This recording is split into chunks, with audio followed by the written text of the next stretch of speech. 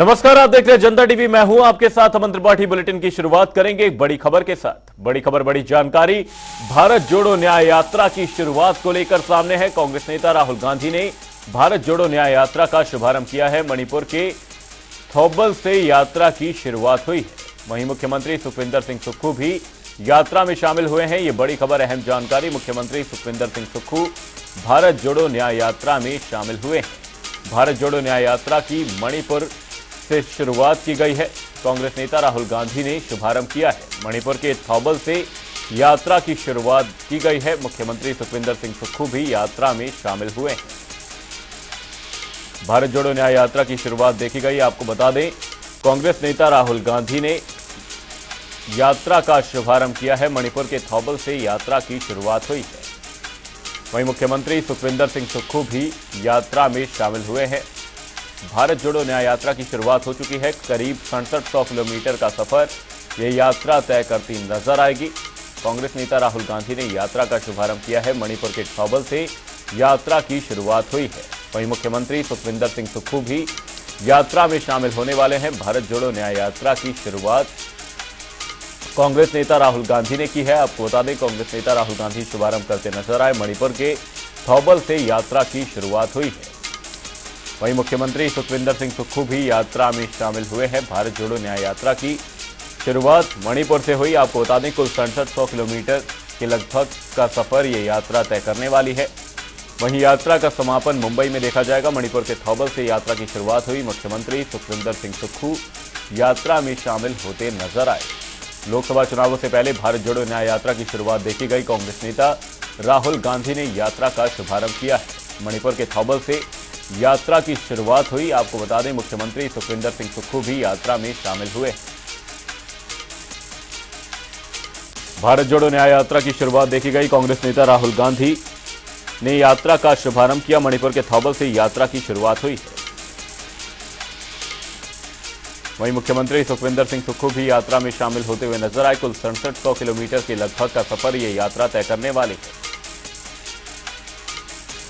मणिपुर से हमारे सहयोगी स्पर्श शर्मा इस खबर पर हमारे साथ जुड़े हुए हैं। स्पर्श, आपसे जानना चाहेंगे, भारत जोड़ो यात्रा की मणिपुर से शुरुआत हो चुकी है। मुख्यमंत्री सुखविंदर सिंह सुक्खू भी शामिल होते हुए नजर आए। किस तरह से रहने वाला यात्रा का पूरा कार्यक्रम, वहीं कांग्रेस इस यात्रा को किस तरह से देख रही है? मुख्यमंत्री सुखविंदर सिंह सुक्खू का इस यात्रा को लेकर क्या कुछ रिएक्शन है?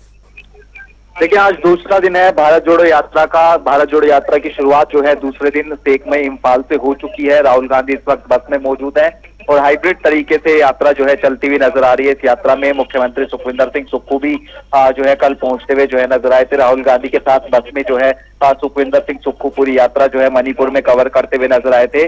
और आज हम बात करते हैं तो ये यात्रा जो है नागालैंड पहुंचते हुए जो है नजर आएगी।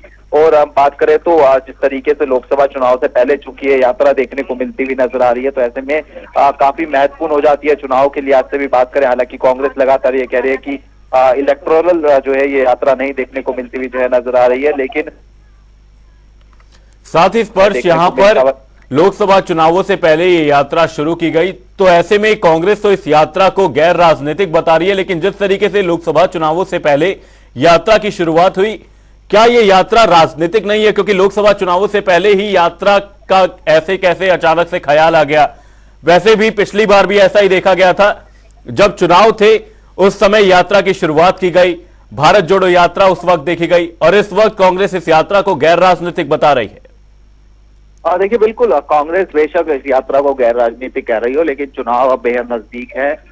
लोकसभा चुनाव की हम बात करें, और हमने पिछली बार भी देखा था कि जब कन्याकुमारी से यात्रा की शुरुआत हुई थी भारत जोड़ो की, तो उसका असर देखने को मिलता हुआ नजर आया। तेलंगाना की बात करें, हैदराबाद की बात करें, वहां पर कांग्रेस की सरकार जो है बनती हुई जो है नजर आई। लेकिन अब चूंकि पूर्व से लेकर पश्चिम तक ये यात्रा चलती हुई नजर आती है, तमाम नेता इसमें शिरकत करते हुए जो है नजर आएंगे। ऐसे में जिस जो मुद्दे राहुल गांधी उठाने की कोशिश कर रहे हैं, न्याय की बात वो करते हुए नजर आते हैं, बेरोजगारी, महंगाई की बात वो करते हुए नजर आते हैं, इसका कितना असर जनता तक पहुंचता हुआ नजर आएगा, इस तरह की यात्रा का कितना वो वोट में कन्वर्ट होता हुआ नजर आएगा, ये महत्वपूर्ण रहेगा। मणिपुर के थौबल से यात्रा की शुरुआत हुई। बहुत बहुत धन्यवाद स्पर्श, तमाम जानकारी के लिए। मुख्यमंत्री सुखविंदर सिंह सुक्खू भी यात्रा में शामिल हुए हैं।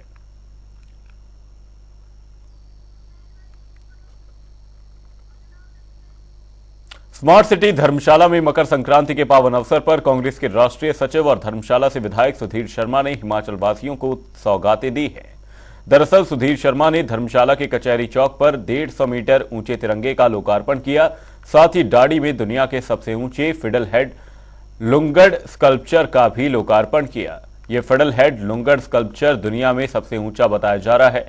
इसके सत्यापन के लिए गिनीज वर्ल्ड रिकॉर्ड्स को लिखा गया है।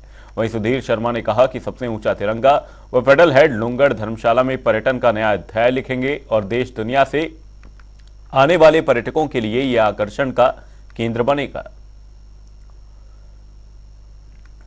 देखिए, बहुत हर्ष की बात है और प्रदेश का सबसे ऊंचा राष्ट्रीय ध्वज धर्मशाला में आज कचहरी अड्डा में लगा है। और बहुत वर्षों से मेरे पिछले कार्यकाल के समय में तब जब रिज मैदान पर लगा था तो ये इच्छा रहती थी कि धर्मशाला में कब होगा, और उसके बाद जो है वो सरकारें बदली, अब फिर जनता ने मौका दिया तो हमने पहला लक्ष्य रखा था कि एक सबसे ऊंचा राष्ट्रीय ध्वज जो है वो हम धर्मशाला में लगाएंगे। और आज ये धर्मशाला के दूर दूर से ये नज़र आता है और खूबसूरती में चार चांद लगा रहा है। और तिरंगा केवल इसलिए नहीं कि हमारा राष्ट्रीय ध्वज है, इसलिए भी ताकि देश के प्रति, प्रदेश के प्रति, मातृभूमि के प्रति हमारे अंदर जो एक भाव होना चाहिए समर्पण का, त्याग का और कुछ करने का, वो निरंतर बना रहे। जब जब इसको देखें तो स्मरण रहे कि हमको इस देश के लिए कुछ ना कुछ बेहतर करना है हमेशा। तो प्रेरणा देगा आने वाली पीढ़ियों को भी, ऐसा मेरा मानना है। और स्मार्ट सिटी ने बहुत अच्छा ये काम किया है, उनके जो कॉन्ट्रैक्टर हैं उन्होंने भी, और टाइम बाउंड इनको किया हुआ था कि आपने इसको जल्दी से जल्दी बना करके तैयार करना है। रात को लाइटिंग भी होगी तो और खूबसूरत नज़र आएगा। और ये जगह बहुत अच्छी खुल गई है, ऐतिहासिक है कचहरी अड्डा, आपको पता होगा यहाँ हमेशा धरना प्रदर्शन और ये चीज़ें चलती हैं सरकारों के समय में। तो ये उसके लिहाज से भी और पर्यटन के लिहाज से भी जब पर्यटक आएंगे तो एक उनके लिए सपोर्ट हो गया कि यहाँ पर आएँ और इसको विज़िट करें। अभी कुछ ही समय में ये यहाँ जो तारे हैं इनका भी बजट दे दिया गया है, तो जब ये हट जाएंगी तो और खूबसूरत यहाँ का नज़ारा होगा, ऐसा मेरा मानना है। पांवटा साहिब में युवा कांग्रेस की मासिक बैठक का आयोजन हुआ। इस बैठक की अध्यक्षता युवा कांग्रेस के प्रदेश सचिव व युवा कांग्रेस के अध्यक्ष अरिकेश जंग ने की। बैठक में कांग्रेस पार्टी को मजबूत बनाने के लिए चर्चा की गई। वहीं बूथ बूथ पर जाकर किस प्रकार कार्य किया जाएगा, इस पर मंथन किया गया।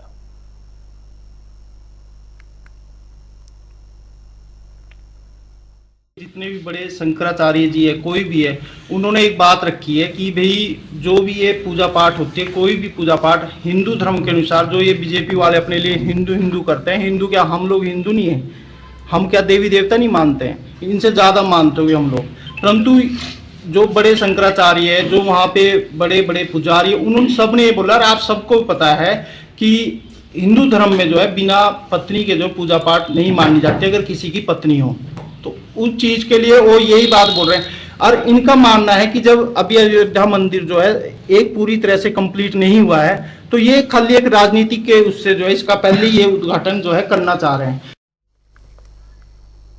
हिमाचल प्रदेश के विश्वविख्यात शक्तिपीठ नैना देवी में मकर संक्रांति के दिन भारी संख्या में श्रद्धालुओं ने माता के दर्शन किए और हवन यज्ञ किया।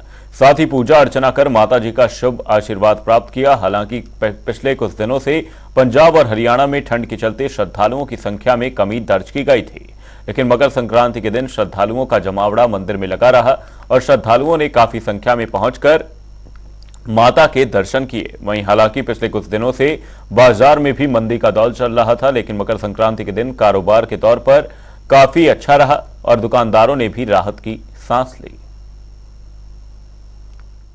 हर वर्ष की तरह इस वर्ष भी मकर संक्रांति के अवसर पर श्रद्धालुओं का माता नैना देवी के दरबार में आना जाना लगा हुआ है। सुबह से ही काफ़ी संख्या में श्रद्धालुओं ने माता के दर में आशीर्वाद लिया है और हम आशा करते हैं कि हर वर्ष की तरह इस वर्ष भी माता नैना देवी का आशीर्वाद सभी श्रद्धालुओं पर बना रहेगा। देसी मास जो है वो माघ मास प्रारंभ हो चुका है। भगवती माँ जगजननी के दरबार में जो मकर संक्रांति के दिन आज श्रद्धालुओं का निरंतर आना जारी है। जो भी जगजननी माँ नैना देवी के दरबार में आए, भगवती माँ नैना देवी के दरबार से सुख और समृद्धि का आशीर्वाद लेकर यहाँ से जाए। 22 जनवरी को राम मंदिर के भव्य मंदिर में प्राण प्रतिष्ठा कार्यक्रम के लिए हमीरपुर जिला में जनमानस में अपार हर्ष और उत्साह का वातावरण है। हमीरपुर जिला को एक संगठनात्मक दृष्टि से 10 इकाइयों में विभाजित किया गया है। विश्व हिंदू परिषद प्रांत के सहमंत्री पंकज भारतीय ने बताया कि 22 जनवरी के कार्यक्रम के लिए हमीरपुर जिला से 4 महानुभावों को निमंत्रण गया है। हमीरपुर जिला वर्तमान में हमने संगठनात्मक दृष्टि से 10 इकाइयों में विभाजित किया हुआ है। जिला में हजारों की संख्या में जो राम भक्त है वो पूरे जिला वासियों को अयोध्या जी से आए हुए पूजित अक्षत और अक्षत के साथ भगवान श्री राम के उस भव्य मंदिर का चित्र और एक पत्र के साथ निमंत्रण दे रहे हैं। और ये निमंत्रण अपने नजदीक, अपने गांव, घर, गली मोहल्ले या जो मंदिर है उसका निमंत्रण है। हम हर उस मंदिर को राम मंदिर का प्रतीक मानकर वहां भगवान श्री राम के 22 तारीख को होने वाले कार्यक्रम में स्वयं को शामिल करेंगे। ऐसी अनुभूति हर हमीरपुर वासी लेना चाहता है।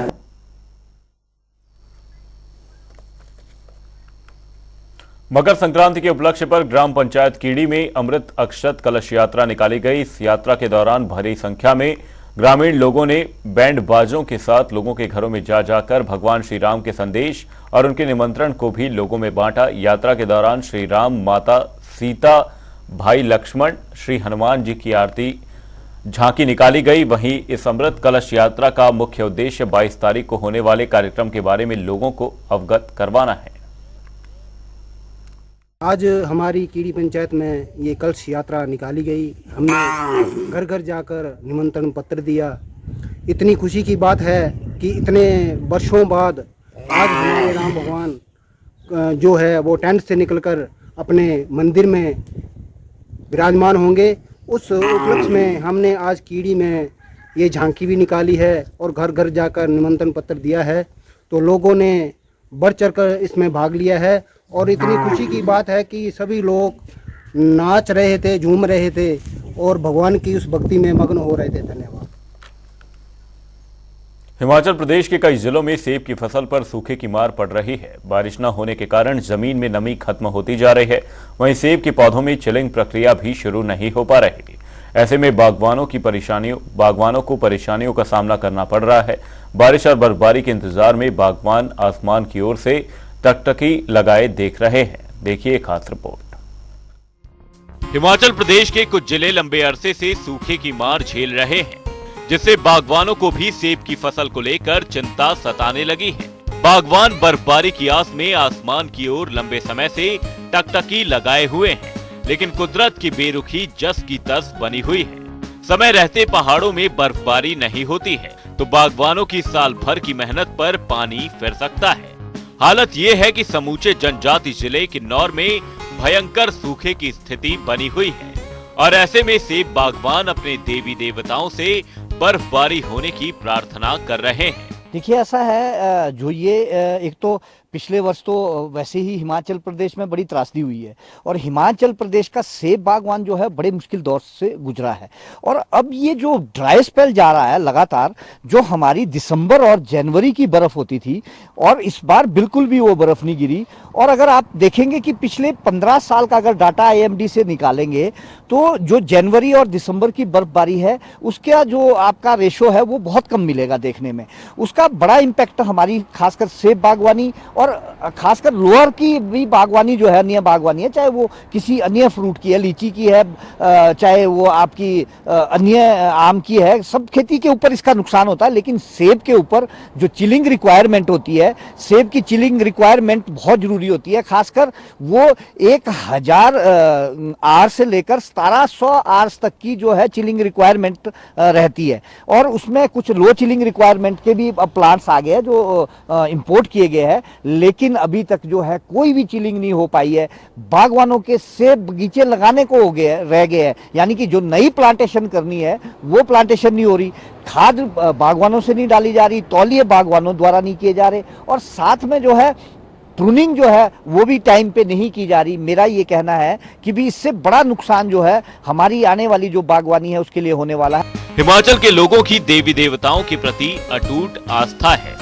ऐसे में अब देवी देवताओं से जल्द बर्फबारी की प्रार्थना करने के बाद लोगों को आस है कि जल्द ही ये सूखा खत्म होगा। समय रहते बर्फबारी नहीं होती है तो सेब के बगीचों में चिलिंग आवर्स पूरे नहीं हो पाएंगे। इससे सेब की फसल अच्छी नहीं हो पाएगी। विशेषज्ञों के अनुसार जिन क्षेत्रों में 60 डिग्री से कम तापमान इन दिनों में रहता है वहां पर चिलिंग आवर की समस्या नहीं रहती है। वहीं निचले क्षेत्रों में चिलिंग आवर पूरा करने के लिए प्राप्त बर्फबारी का होना जरूरी है। चिलिंग रिक्वायरमेंट है वो तो एग्रीकल्चर एक्सपर्ट्स ज़्यादा बताएंगे, लेकिन ये ज़रूर है कि टेम्परेचर सामान्य से ज़्यादा ही चल रहे हैं। दिसंबर में भी ज़्यादा थे और जनवरी में अभी भी आप देख रहे हैं कि ज़्यादा ही चल रहे हैं और बर्फबारी हुई नहीं है, तो चिलिंग फैक्टर मुझे लगता है पर्याप्त नहीं होंगे। तो एग्रीकल्चर और हॉर्टिकल्चर, खासकर हॉर्टिकल्चर के जो भी हमारे प्रोड्यूस हैं उनके ऊपर कुछ इम्पैक्ट पड़ सकता है इस ड्राई स्पेल का। अगर मैं फोरकास्ट की बात करूं तो आने वाले 8 से 10 दिन भी अभी कुछ होने वाला नहीं है। बर्फबारी कोई मेजर जैसे स्नोफॉल की कोई संभावना नहीं है। बीच बीच में बहुत हल्की स्नोफॉल ऊपरी इलाकों में हो सकती है, लेकिन उससे कोई पर्याप्त जो है ये चीज़ें चिलिंग फैक्टर या टेम्परेचर नहीं मिलेगा। और इसके अलावा जो खेती बाड़ी है वहाँ पे भी नीचे जैसे गेहूं है, जहाँ भी हम रेनफेड एग्रीकल्चर है, बारिश के ऊपर निर्भर हैं, वहाँ भी दिक्कत आएगी। दिक्कत बिल्कुल आएगी क्योंकि अभी फसलों को ज़रूरत है पानी की। जहाँ इरिगेशन है वहाँ इरिगेशन की। तो एग्रीकल्चर सेक्टर ऐसा है कि इस ड्राई स्पेल से जो है इम्पेक्टेड रहेगा। और जैसे कि फोरकास्ट है कि आने वाले कई दिन, अभी 8 से 10 दिन तो मैं कह ही रहा हूँ कि कोई संभावना नहीं है। मौसम हिमाचल प्रदेश में आमतौर पर ठीक रहेगा, साफ रहेगा और टेम्परेचर सामान्य से ज़्यादा रहेंगे। सेब जहां से प्रदेश की आर्थिकी को मजबूत करने में अहम भूमिका निभाता है तो वहीं जनजातीय जिला किन्नौर के लोगों की आर्थिकी का प्रमुख साधन भी है। सेब के पारंपरिक बगीचों में उम्दा फसल के लिए 1000 से 1400 घंटे तक चिलिंग आवर्स होना जरूरी है। पर वैरायटी के सेब के बगीचों में 700 से 1000 तक चिलिंग आवर पूरा होना अत्यंत जरूरी है। तो अल्नीनो का इम्पैक्ट भी है। जो अल्नीनो का इम्पैक्ट है उसकी वजह से 3-4 डिग्री टेम्परेचर राइज हुआ है। और खासकर शिमला और मनाली का अगर आप टेम्परेचर और साल के बजाय देखेंगे तो 4 से 6 डिग्री टेम्परेचर में फ्लक्चुएशन है, ज़्यादा है यानी। और अगर आप आजकल चंडीगढ़, दिल्ली के आसपास के क्षेत्रों में, पंजाब के क्षेत्रों में जाएंगे, वहाँ टेम्परेचर कम है। निश्चित रूप से ये जो राइज है टेम्परेचर हुआ, इसका सेब बागवानी के ऊपर बहुत बड़ा असर होने वाला है। और सेब की फसल जो है वो इस बार भी लगता है बहुत कम होनी। पिछले बार तो बहुत कम हुई थी, 1,67,00,000 बॉक्सेस हुए थे। और अगर ये ऐसा ही मौसम चला रहा, फरवरी में अगर बर्फ नहीं आई, तो हमें लगता है कि सेब की बागवानी जो है वो बहुत मुश्किल दौर में चली जाएगी। और बड़ी बात एक ये है कि जो इंसेक्ट है, कीड़े हैं या फसलों में लगने वाली बीमारियां है, वो भी ज्यादा रहेगी। क्योंकि जब गर्मी ज्यादा रहेगी तो ये चीजें भी ज्यादा रहेगी। जो नेचुरल प्रोसेस है वो पूरा नहीं हो पाएगा। औसत से कम बारिश और बर्फबारी के चलते इस साल सेब के उत्पादन में गिरावट आ सकती है। कहा जा रहा है कि उत्तराखंड और हिमाचल प्रदेश में कम बर्फबारी होने से किसान चिंतित हैं।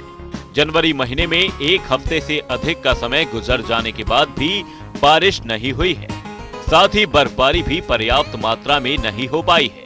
इससे सेब की फसल को जरूरत के मुताबिक सर्दी वाला मौसम नहीं मिल पा रहा है। ऐसे में एक्सपर्ट्स का कहना है कि कम बर्फबारी होने से सेब के आकार छोटे हो जाएंगे, साथ ही इसकी मिठास भी कम हो जाएगी। जनवरी में करीब जो है जो हमारा रूटीन में बर्फबारी होती थी वो 4 इवेंट, 4 से 6 इवेंट रूटीन में होते थे। लेकिन अभी कुछ सालों से कम हो रहे हैं। आप देख रहे हैं कि पिछले 3 सालों में जनवरी में ज़्यादा नहीं है बर्फबारी। पिछले साल भी करीब 6 मिलीमीटर के आसपास शिमला शहर में हुई, वो भी एक बार हुई। तो जो इवेंट्स हैं वो भी कम हो रहे हैं, पहली बात तो। और हो भी रहे हैं तो ऐसे है कि बहुत कम समय के लिए हो रहे हैं। तो 4 से 6 इवेंट होते हैं, वहाँ पे आपको एक इवेंट भी नहीं मिल रहा है, तो उसका असर ज़रूर रहेगा, खासकर ड्रिंकिंग वाटर और वाटर रिसोर्स मैनेजमेंट के तात्पर्य से। और फसलों के ऊपर जो है पूरे प्रदेश में असर पड़ेगा। बागवानी के जानकारों का कहना है कि अगर कुछ दिनों के अंदर बारिश और बर्फबारी नहीं होती है तो सेब के उत्पादन में 20 से 25% तक की गिरावट आ सकती है। बागवानी के जानकारों का कहना है कि अगर कुछ दिनों के अंदर बारिश और बर्फबारी नहीं होती है तो सेब के उत्पादन में 20 से 25% तक की गिरावट आ सकती है। इससे सेब की कीमत में बढ़ोतरी भी हो सकती है। बारिश न होने से जमीन से नमी गायब हो गई है। इससे सेब के पौधों को नमी नहीं मिल पा रही। वहीं राज्य के हजारों बागवान बारिश और बर्फबारी के लिए देवी देवताओं की प्रार्थना करने में लगे हुए हैं। स्पेशल डेस्क, जनता टीवी। बुलेटिन में फिलहाल के लिए सिर्फ इतना ही। कहीं जाएगा नहीं। जनता टीवी पर खबरों का सिलसिला रहेगा जारी। तब तक के लिए नमस्कार।